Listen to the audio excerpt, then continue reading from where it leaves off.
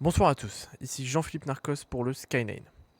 Le 30 janvier 2026, un événement qui se voulait festif a rapidement pris une tournure politique et polémique. Je me suis infiltré à l'observatoire où se déroulait un mariage entre deux citoyens, une femme et un homme. Cérémonie célébrée par nul autre que le gouverneur du Nord, Monsieur Tomanoku. Parmi les invités, on pouvait noter la présence de plusieurs figures importantes, la République de Cayo Perico, le SABP ainsi que d'autres forces de l'ordre. Tout semblait se dérouler dans le calme, jusqu'à l'arrivée soudaine du FIB, accompagné du gouvernement du Sud, mené par Monsieur Taylor, un homme connu pour son hostilité envers la République de Cayo Perico. Chers migrants, c'est un plaisir de vous voir ici réunis.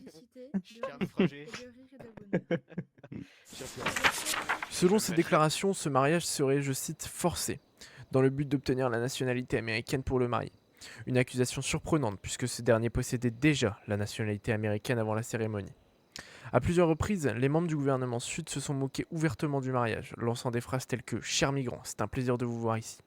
Monsieur Taylor, bien évidemment, a rigolé, accompagné de ses agents qui ont à multiples reprises tenu des propos ouvertement racistes.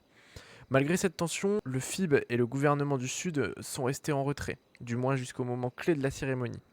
Lorsque Monsieur Noku a prononcé la célèbre phrase « Si quelqu'un souhaite s'opposer à ce mariage, qu'il s'exprime maintenant ou se taise à jamais ».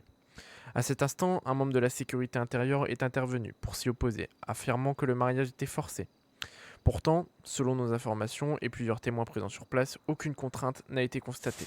Cayo Perico et Madame Aria, je ne sais comment, excusez-moi.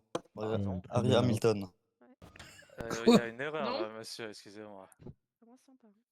Monsieur Keane, vous faites quoi? Vraiment, tu m'as dit citoyens raciste. américains. Oui, mais on en a déjà interpellé. C'est un citoyen cayo-péricain. C'est un citoyen américain, je vous l'ai dit. Cayo-péricain. Je vous l'ai dit que c'était deux citoyens américains. Ce qui est vraiment raciste. Je suis réaliste. Raciste. Là est la nuance. Je vous conseille de ne pas faire venir le racisme dans ce genre de débat, monsieur, merci. À moins que vous soyez. La cérémonie a donc repris et s'est conclue normalement, mais les événements ne se sont pas arrêtés là. À la sortie, le FIB a procédé à des contrôles ciblés, uniquement sur les membres de Cayo Perico, laissant les autres invités repartir sans vérification. Un comportement que beaucoup ont qualifié de discriminatoire voire raciste. Les forces fédérales sont même allées jusqu'au Yellow Jack, lieu de l'after du mariage, pour poursuivre ces contrôles exclusivement envers les citoyens de Cayo Perico. Au moment, je crois que c'est le moment du contrôle des papiers. Allez, attendez. LV, on m'a dit dans mes oreilles, les yokai ils se sont trop chargés. Allez, passez à cette foule, messieurs. Pardonnez-moi. Bien, bonsoir messieurs, FIB, je vais vous demander à tous de les présenter enfants. vos papiers s'il vous plaît. Seigneur Creed, À tout le monde. cette magnifique attitude de vous présenter au moment où il faut pas. Hein.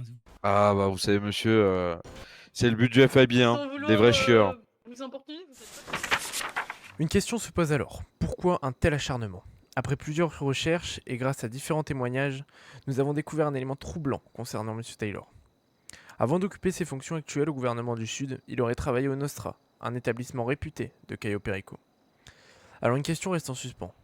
Pourquoi M. Taylor déteste-t-il autant Cayo Perico ?